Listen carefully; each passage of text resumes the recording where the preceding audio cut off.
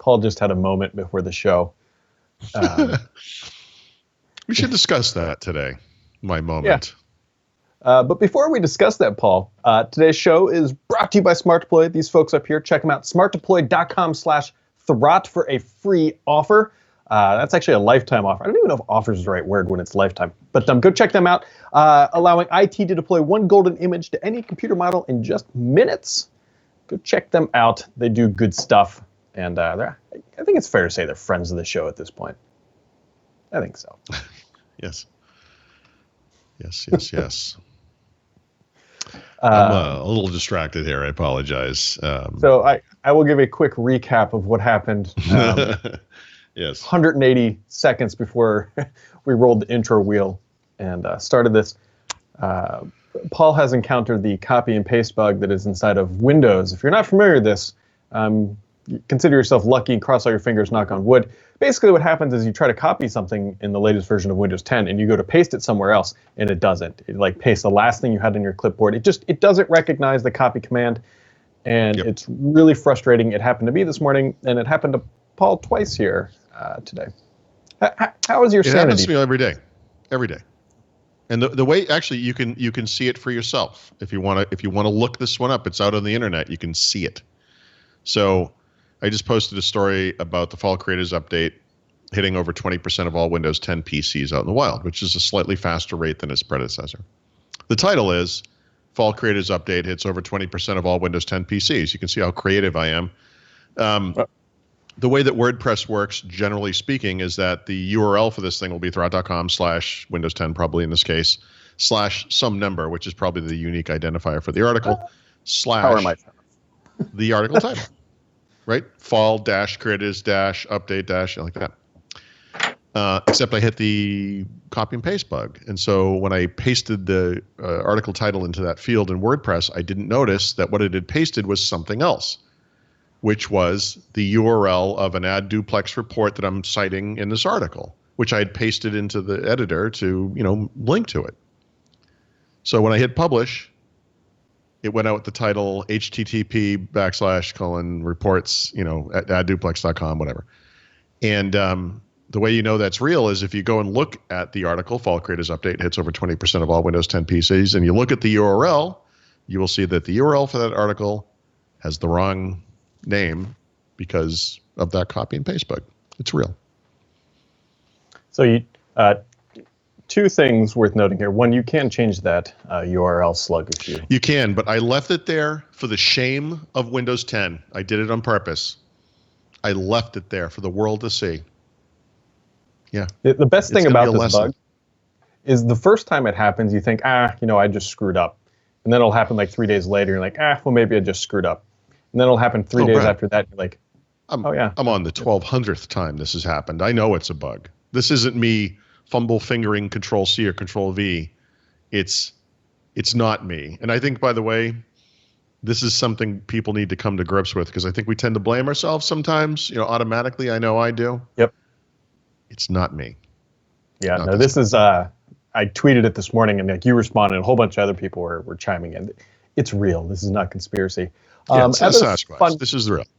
Other fun fact of the day, Paul. So yesterday, if you remember talking about I was having issues with the lights. If you notice, they have not turned off. Oh, yes. Yes, because I rewired part of it. So now what I have is a light strip that all the LED lights are plugged into. I just reach down with my foot, turn it on. They all turn on, at least half of the room. But one thing I forgot to do, and it may have shown up in the audio here, I forgot to plug the camera back in. The camera we're using, like the power. Yes. And so when you were talking, it was like beeping and going haywire, and it almost shut off. But thankfully, it didn't, because I then plugged the camera back in. Yeah. But we hope to get through an episode today without any light shenanigans. That is a possibility. Technically, this half of the room is still on the one IoT switch, so we can't write it off. Like like a propane backup or something. Oh no, what would it be? Like a generator kind of thing. Not propane. I don't know what propane came from. He can't breathe, but at least his lights are still on. So, Yes. Yep. Speaking of lights still on, which has nothing to do with it, FedEx is supposed to come today, and I have to leave my house from approximately 2:40 to 3:30, and I have to sign for this package. That's the worst. And that's when it's going to come. At 2:40 to 3:30, I'm going to miss it, and I'm getting nervous. So, I, like you, spend many of my days waiting on deliveries, pining for those deliveries, wondering when those deliveries are going to arrive. Yesterday, I was supposed to receive a package. It was from Amazon. It was out for delivery, according to the website. And then it was out for delivery, will arrive by 8 p.m. I was going out to watch Monday Night Football with my brother-in-law, and I made him wait until 8 o'clock to leave so I could get the package, which, by the way, never arrived. Yeah. Wonderful. Yep.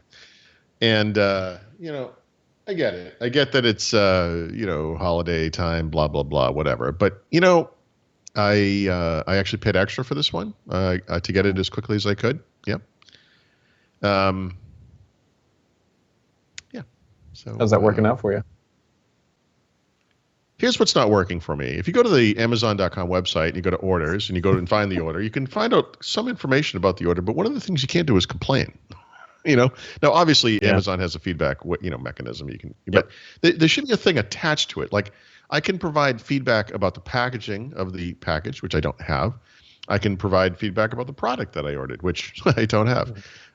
What I can't provide feedback about is the fact that I haven't frickin' gotten the package that was supposed to arrive yesterday. So from my experience, and I'll be curious to see if this happens to you, since you paid extra for that expedited shipping, I wouldn't be surprised that when they actually scan it and say, hey, it's delivered, that's going to trip it, and then you will probably actually get a refund for that fee. Yeah, they're usually pretty good. They're usually, I should say, Amazon's usually excellent. It's the reason we all use Amazon. I mean, they're like addictive, like a drug. But it's things like this, It's just, I don't know. It just seems unnecessary. You know what else is unnecessary, Paul? What? The fact that you can't buy more OneDrive storage. This is becoming a problem, actually. Yeah, it's not just OneDrive, by the way. But I in other words, what you can do is buy some amount and then you're done. Yeah, I've got 1 terabyte.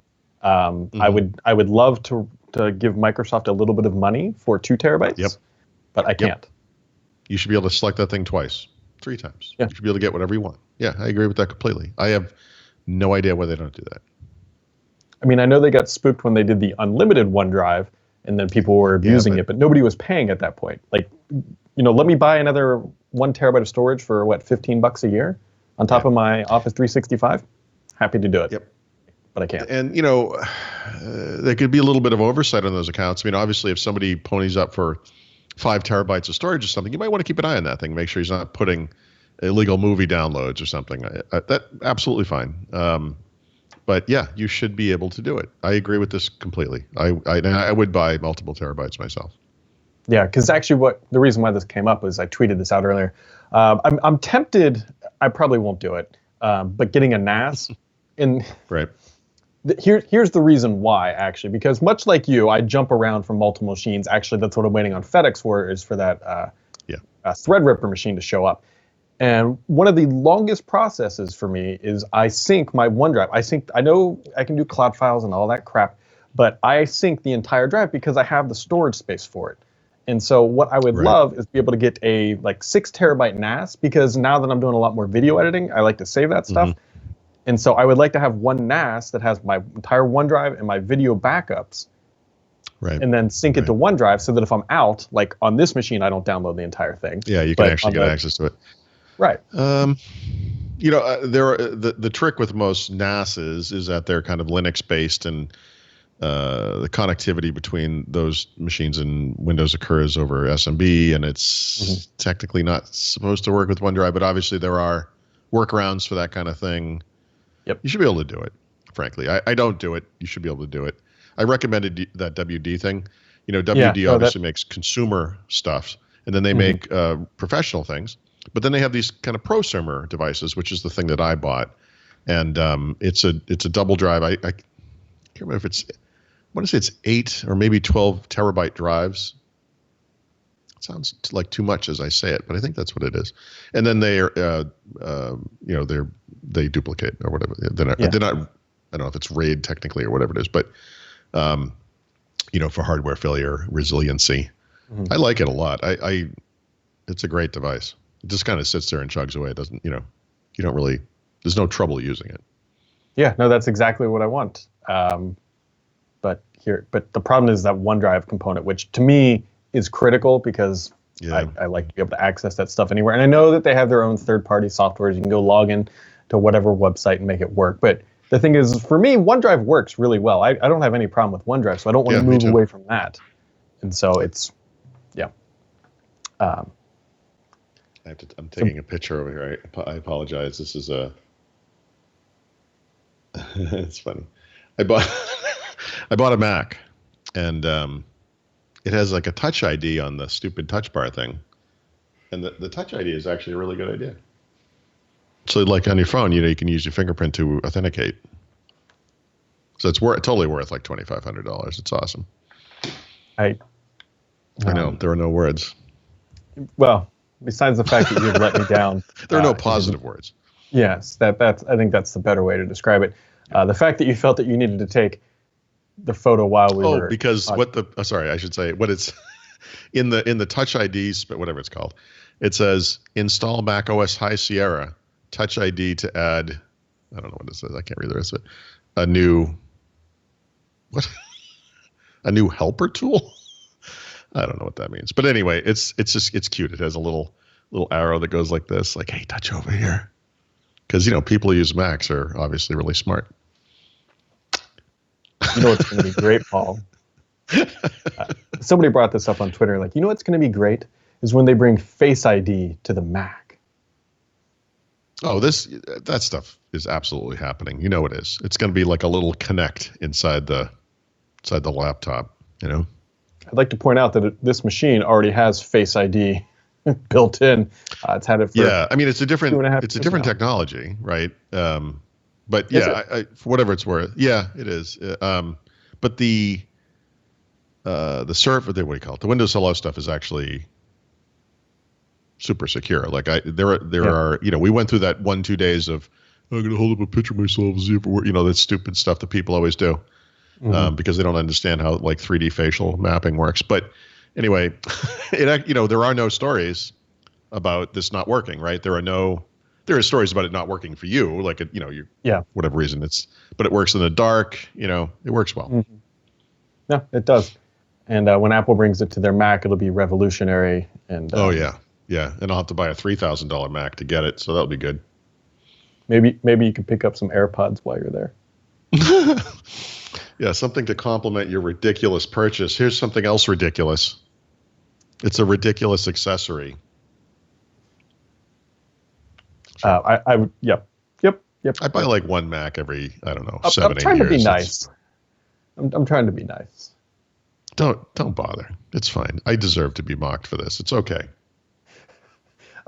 My wife just shook her head sadly when I informed her that I was making this purchase and walked away like the Indian in that commercial who cries when he sees the garbage. Oh my God. Yep. Embarrassing on all levels. Actually, what I was thinking is, so you make fun of me for my $150 purchase. You now have a phone that doesn't work outside and a $2,000 laptop. You need to get over the phone thing. It works outside. But yes, in case you haven't figured it out yet, let me ruin the surprise. I am a hypocrite. Right. The truth finally comes out. Yeah. No, I mean, I'm making fun of you to prep myself for the abuse that I will later receive. I wonder if it's possible to hang yourself with the Surface charging cable. No, you need Thunderbolt for that. Jesus. The show is just running really well. I'm here all week, sadly. Speaking of things that are back on topic, this guy, and I don't know how Paul feels about it, but I'm sure he'll tell us. 15-inch Surface Book 2, pretty good gaming machine. I ran it, and I want to qualify because some people were questioning. So I ran this thing at native resolution on the highest settings for the PUBG, for Doom, and for Tomb Raider. And people are like, well, why didn't you run it at lower res? I'm like, well, you know what? I wanted the worst case scenario because it's always easier to scale down than it is to scale up. And so PUBG, you can go read the write-up, was in the, I want to say, mid-30s. One thing to keep in mind, you actually get better performance when it's plugged in, because when it's on performance mode and plugged in, the fans run all the time. When it's on performance mode and not plugged in, the fans don't always run. So I was seeing anywhere from like a 5 to potentially 10% or 5 to 10 frames per second increase when plugged in. But the long story short here is you can actually play top-end, high-end games on this machine and get 60 frames per second, but it will not be at max settings. So, yeah. So this doesn't surprise me because, I've tested the smaller Surface Book 2, which has a lesser GPU with a lot less RAM. And I've also tested some HP gaming laptops, which have slightly better GPUs, respectively, across the 15 and 17-inch versions. And yeah, I mean, when I saw the parts that they announced for those products, I was like, yeah, these are gaming class GPUs. Like, this is good. And I wrote a little follow-up to your review because I'm gonna add the gaming stuff to my regular review of Surface Book 2. But I went back and looked at how they've kind of described the performance of this thing, and I would say, the performance base version of Surface Book brought the GPU into kind of an acceptable place. Barely, like 1080p medium to low graphic quality gaming was possible. Mm-hmm. This time it's the real deal across both devices. I mean, the one you have is much better, obviously, for a variety of reasons. And of course, you get that Xbox adapter built into it, which is really cool. Yeah. Speaking of that adapter, for whatever reason, it didn't work for me right away. Yeah. And so I tried. Obviously, I use this controller, which is an Xbox One controller. You press the little button, it does a little flashy thing, and then you search for it on here. And I tried all the different settings, even the ones that didn't say Xbox controller, and it never found it. But as soon as I got a hardwire cable, plugged it in, it found the driver, downloaded everything. Now I can just turn this controller on and it connects wirelessly. But I don't know why that was happening. But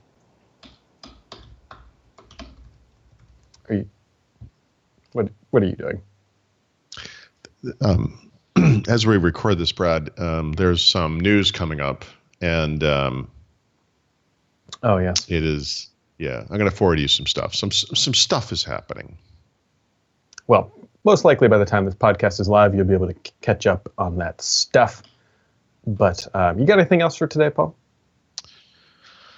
No, not yet. I still have errands to run, like you. I want to get my haircut before we go to Hawaii. That's exciting. The haircut, I mean. We will be in Hawaii next week at this time. Yeah, that's also exciting. No, I don't know.